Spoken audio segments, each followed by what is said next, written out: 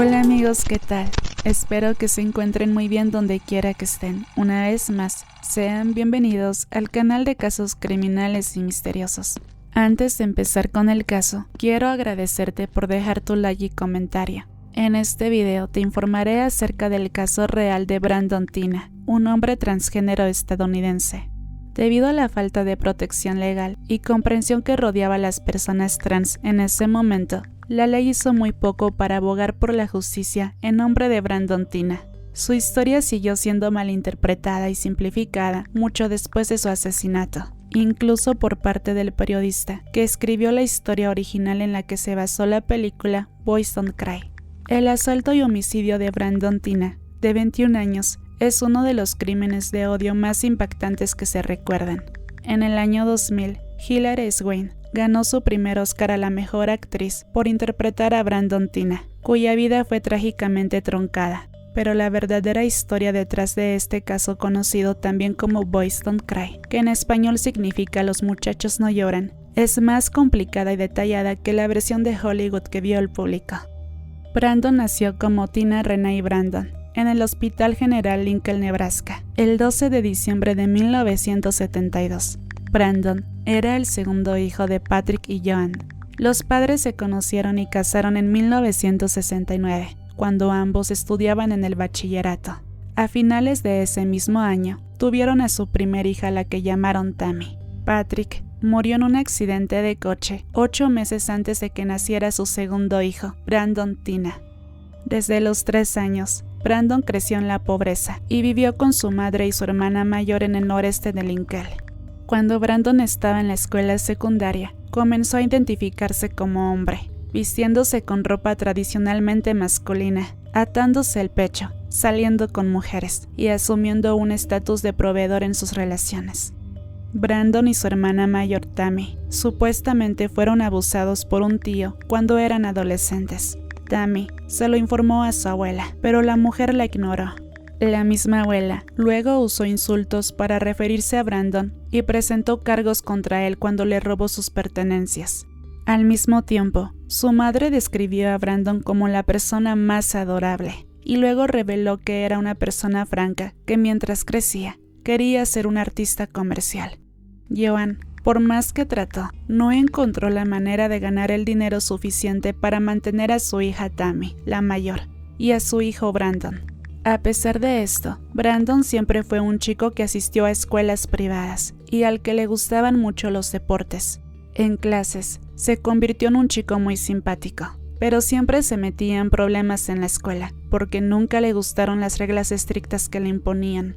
Cuando Brandon estaba en sus últimos años de preparatoria, comenzó a vestirse de hombre. Se vendó el pecho y usaba 2 camisas holgadas. Se cortó el pelo.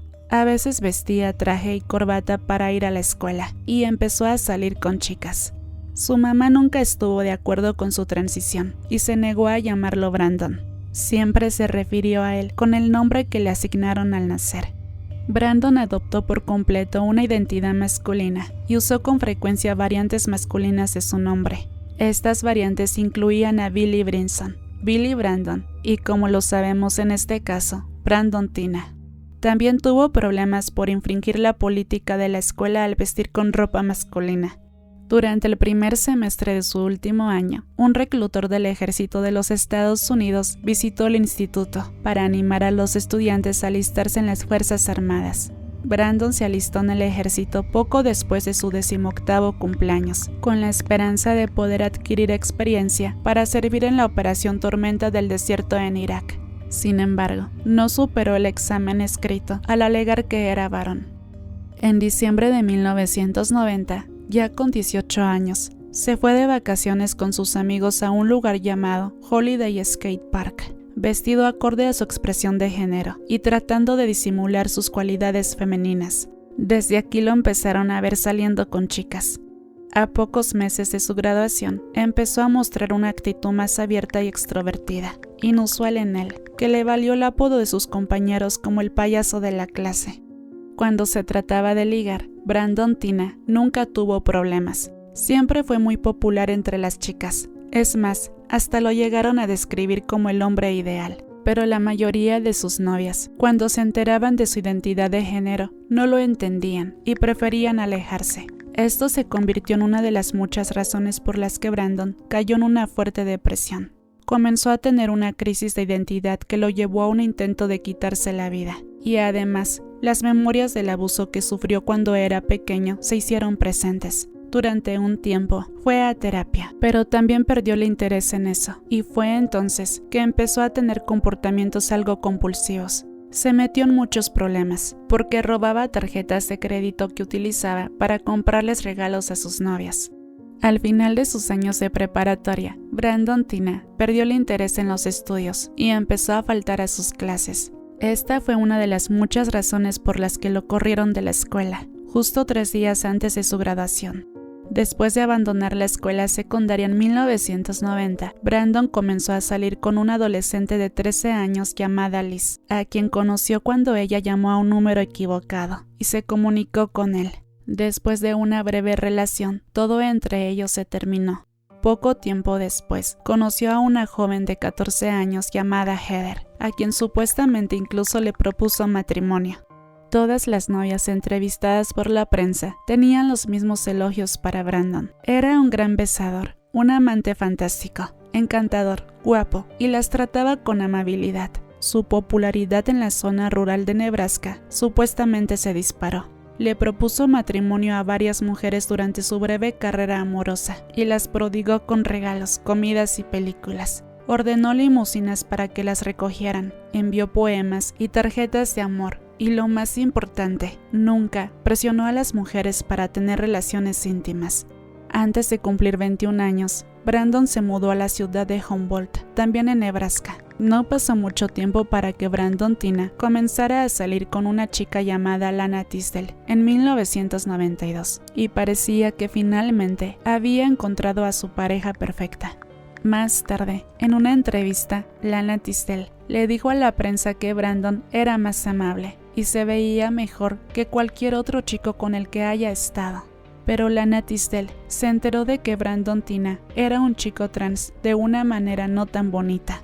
Como Brandon empezó, una vez más, a robar tarjetas de crédito y a falsificar cheques, fue retenido en el pabellón de mujeres de la cárcel. Y cuando Lana llegó a la cárcel para pagar la multa y sacarlo de ahí, se dio cuenta de que se encontraba en la sección de mujeres. Entonces, Brandon intentó decirle la verdad a Lana, y también le dijo que pronto se realizaría una cirugía de cambio de sexo. Su relación no continuó con Lana. Años más tarde, a raíz de la película de Boys Don't Cry, Lana Tisdale confesó que la relación no continuó. El arresto de Brandon apareció en la prensa local, así como su nombre de nacimiento, con lo que sus amigos y conocidos, entre ellos John Lotter y Tom Nissen, descubrieron que era transgénero. En 1993, después de una fiesta navideña y pocos días después de que Brandon había salido de la cárcel, John Lotter, exnovio de Lana Tisdale, y Tom Nissen confrontaron a Brandon Teena. Al descubrir que Brandon era una mujer biológica, se obsesionaron con demostrarle su anatomía a su expareja Lana. Le quitaron la ropa a la fuerza en un baño, y horas después lo golpearon y abusaron de su cuerpo en el asiento trasero de un auto, y después lo amenazaron. Le dijeron que si se atrevía a reportar lo que acababa de suceder, lo asesinaban. Pero Brandon estaba muy herido, y fue Lana la que le llamó a una ambulancia. En el hospital se dieron cuenta de que había sido víctima de abuso, y tuvo que contar los hechos. La policía interrogó a John Lotter y a Tom Nissen, pero no los arrestaron. El sheriff ignoró el informe de la agresión de abuso de Brandon Teena. En lugar de arrestar a John Lotter y Tom Nissen, el sheriff Charles Laux se burló de Brandon durante el interrogatorio. Según una cinta publicada más tarde por los realizadores de documentales y adquirida del departamento del sheriff del condado, el sheriff Charles Laux dijo: «Tom, sostén tus brazos hacia abajo», y enseguida le preguntó a Tom: «¿De qué lado está parado Brandon? ¿Al lado de ti o atrás?», a lo que Brandon Teena responde: «Estaba atrás de mí». El oficial le pregunta: «¿Y cómo te sostuvo?». Brandon responde: «Me puso los brazos arriba». El sheriff Charles Laux continuó interrogando a Brandon sobre lo que pasó, pero el interés de este sobre su identidad de género provocó que sus preguntas le parecieran a Brandon groseras e innecesarias, y se negó a contestar. Según los informes oficiales, a pesar de la amplia evidencia, el sheriff Charles Laux se olvidó de detener y acusar a John Lotter y Tony Nissen por falta de pruebas, dándoles la oportunidad de planear y realizar el asesinato de Brandon una semana después, el 31 de diciembre de 1993. No los detuvo a pesar de que Lana, la expareja de Brandon, fue una testigo. Y no solo esa, sino que también se encontró el ADN de estos tipos en el cuerpo de Brandon. Tras enterarse de la denuncia, John Lotter y Tony Nissen empezaron a buscar a Brandon. Tras una infructuosa búsqueda, fueron interrogados 3 días más tarde por la policía, pero el sheriff no encontró pruebas contra ellos nuevamente. La noche del homicidio, Brandon Tina se hospedaba en la granja de su amiga Lisa Lambert y su hijo menor de ella. Un amigo de Lisa, Philip Devine, también se hospedaba allí. Tony Nissen y John Lotter llegaron esa noche. Encontraron a Lisa Lambert en cama y le preguntaron por el paradero de Brandon, a lo que ella se negó a contestar. Tony Nissen registró la casa y lo encontró escondido bajo la cama. Los agresores preguntaron a Lisa Lambert si había alguien más en casa, y ella contestó que su amigo Philip Devine también estaba allí. Ambos agresores iban armados y dispararon, con resultado de muerte, a Lisa Lambert, su amigo Philip Devine y Brandon Tina, en presencia del hijo de Lambert. Tony Nissen y John Lotter huyeron de la casa para más tarde ser arrestados y acusados de homicidio. La madre de Lisa Lambert descubrió los cuerpos al día siguiente, todos baleados, según los informes oficiales. Philip Devine, el amigo de Lisa Lambert, estaba desplomado sobre el sofá de la sala estar donde había estado durmiendo, después de haber recibido 2 disparos en la cabeza. Lisa Lambert recibió 3 disparos en el pecho y la cabeza.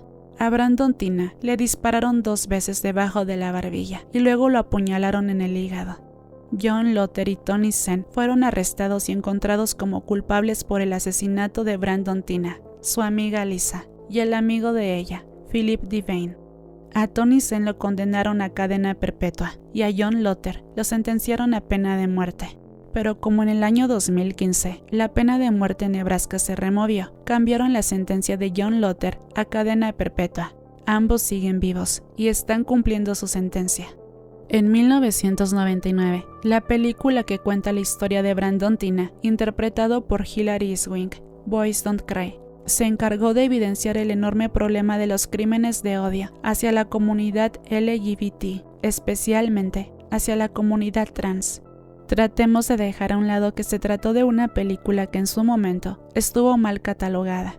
La verdadera esencia y mensaje de hacer una película que contara la trágica historia real de Brandon Tina sigue siendo importante. Boys Don't Cry es importante. Brandon Tina fue, es y siempre será importante. Uno de los segmentos más inquietantes de la película es la grabación de una entrevista en la que, tras la tragedia de Brandon, es interrogado por el sheriff Charles, cuyo prejuicio contra el género trans es evidente durante todo el intercambio. El oficial de la ley muestra poca simpatía o comprensión de la difícil situación de Brandon. La escritora y directora Kimberly Peirce escribió Boys Don't Cry después de leer el artículo de Village Voice sobre Brandon Tina.